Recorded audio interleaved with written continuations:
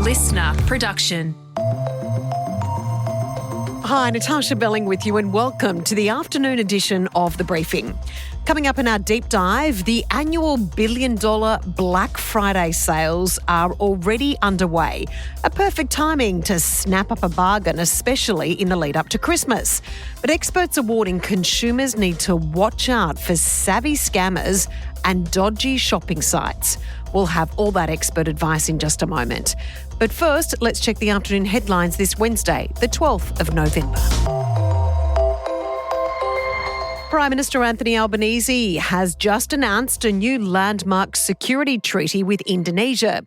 The PM making the announcement alongside Indonesian President Prabowo Subianto. It signals a new era in the Australia-Indonesia relationship. The Prime Minister adding the treaty is a watershed moment and a recognition from both our nations that, quote, the best way to secure that peace and stability is by acting together. The Federal Liberal Party is still meeting behind closed doors in Canberra at the time of this recording over its net zero policy. There are reports from sources inside that meeting that Andrew Hastie says the coalition should consider forcing a double dissolution election over Labor's net zero emissions target. It comes after the Nationals backed down on its net zero commitment, with ongoing speculation it could force another split for the coalition. The meeting is also a major test of the leadership of Susan Lee. Hastie has been one of the party's strongest critics of the 2050 net zero target. And former CFMEU boss John Setka has been charged over allegations he sent threatening emails to the union's administrator. Setka has been charged with 7 counts of using a telecommunications device to menace, harass or offend. Authorities allege the emails were sent after a legal notice was served in October, following the federal government's move to place the CFMEU into administration amid claims of bullying, corruption and criminal infiltration.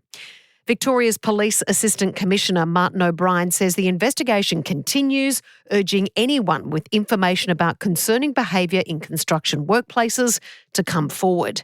Setka has been released on bail and is set to appear at Melbourne Magistrates Court in January. Now it's time to get into our deep dive with consumer law expert Jeannie Paterson on the warnings and your rights as a consumer for the Black Friday super sales. Jeannie, thanks so much for joining us. The Black Friday super sales were a massive thing overseas, but now they've become incredibly popular in Australia, haven't they? They've taken off like something else. And in regards to these sales, so they're great for us in Australia because they're great sales in the lead up to Christmas. We know right now everyone loves saving $1. But what are your biggest concerns with these Black Friday sales? Well, my concern with Black Friday sales is that they're a lot of hype, but they're not necessarily offering good discounts to consumers. And it's very easy for people to be swept up in this worldwide extravaganza of the Black Friday sales and spend too much and also just not get the discount they think they might be.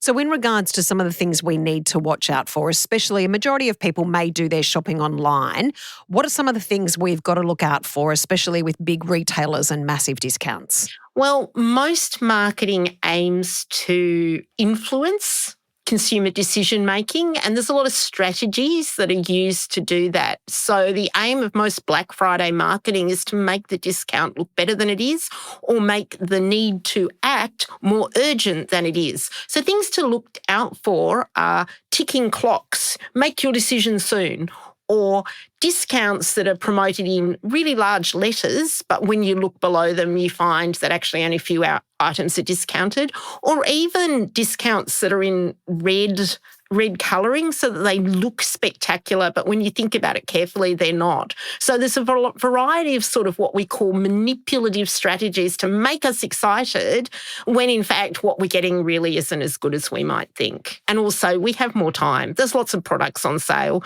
Those counting clocks are just to make you stop thinking. So, Jeannie, in regards to the lead up to Christmas, if we do need to purchase things, would your recommendation be, for example, put it in the cart and then sometimes some websites actually alert you to when they're genuinely, those products are on discount? You can put it in the cart ahead of time, and that's a way of waiting for the real sale. But often the sign up for the sale is a way for the marketing company to get your email details so they can just send you spam, to be honest. What I would do is, if you're wanting to buy some items for Christmas, certainly look at the Black Friday sales, but make sure you know what the price of the product is before you go into the sale so that you can work out whether the discount is worthwhile. And the other thing to do is to make sure that the product that's on sale is the product you want, because we all know that sometimes the sale is the old version or the previous model, not the newest version or the model that you might want. So just take time to research what it is you need, how much it costs, what model it is, where you can get it before you buy. And then the other point I'd make is that it's still worth buying from a reputable retailer, because if you're buying products from a retailer who's overseas, you actually don't have the same legal protections that you have if you're buying from a retailer that has a presence in Australia. So just be aware that you've got more legal protections if you buy locally than if you don't. And just on that point, Jenny, I'd love to speak about this more regarding what our actual rights are.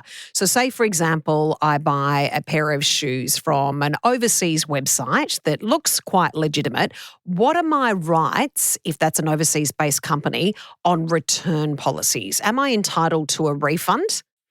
Well, strictly in law, if you buy a product, even on sale, and the product is defective, you have a right to return the product and seek a refund. But if the retailer is overseas, it's quite possible that they will say, well, we don't care what your law is. You can't prosecute us. You can't get us.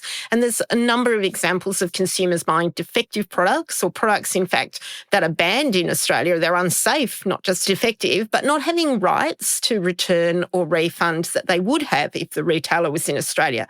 Now, it's a calculated risk. We might decide that the product that we're purchasing overseas is worth the risk, or the retailer might have a good reputation, but people need to be aware that it's really hard to enforce your rights against a retailer that is overseas. Jeannie, can we also talk about your rights when you actually want to return something? Whether that is, if it's defective, you have a number of rights for the majority of Australian-based companies.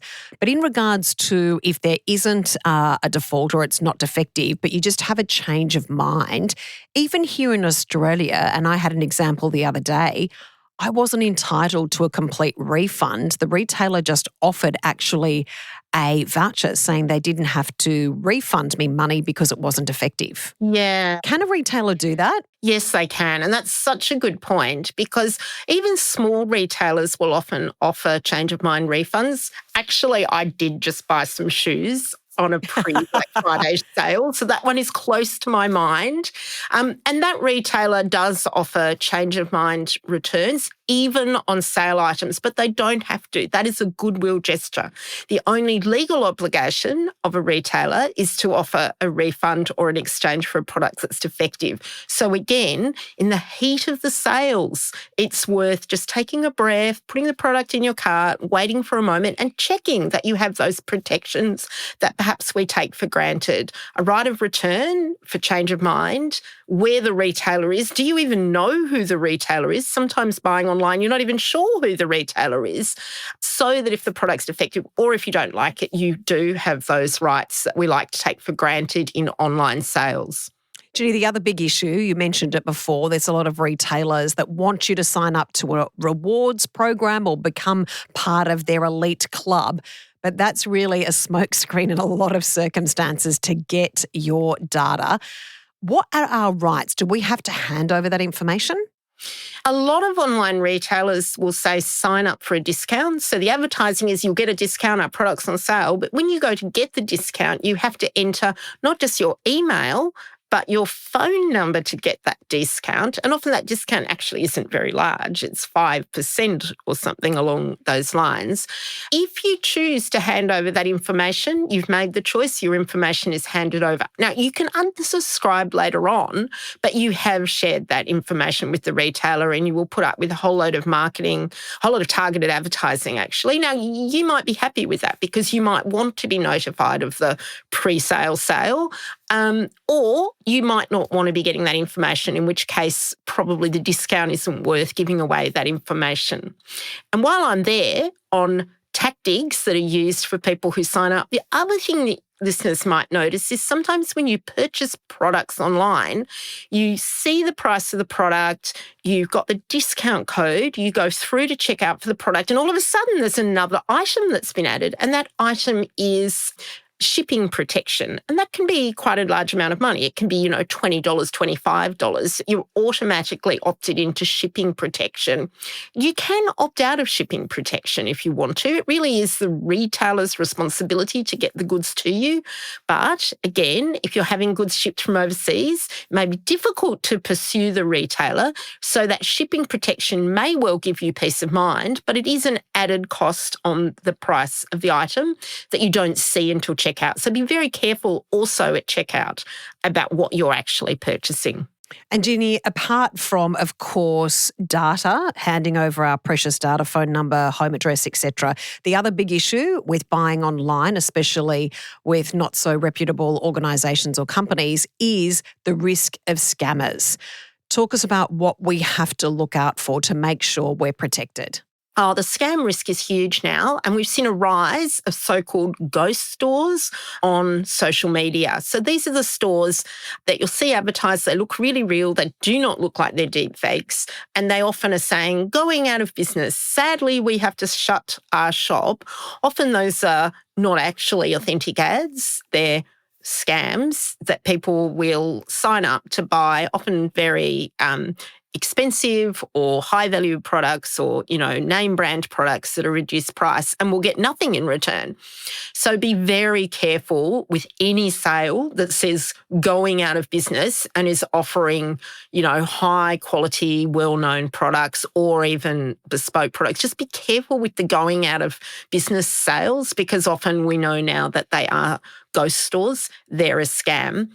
But the broader point is that if the discount looks too good to be true, it is too good to be true. Don't risk it. On social media, if it looks like a really good bargain, just don't risk it. It probably is too good to be true. Some really important advice, Jeannie. We really appreciate your time. Thank you so much. Total pleasure. That was consumer law expert Jeannie Paterson. And that's it for this episode of the afternoon edition of The Briefing. We'll be back tomorrow in your feed. Chris Spiro speaks with Victorian Premier Jacinta Allen about the government's new crackdown on youth crime. Having this intervention of adult time for violent crime is a significant consequence. It does break that cycle of repeat violent offending, and it does so by shifting a number of these brazen and violent offences into the adult court system. And we'd love you to subscribe or follow us on Instagram at The Briefing Podcast. I'm Natarsha Belling. Thanks for your company.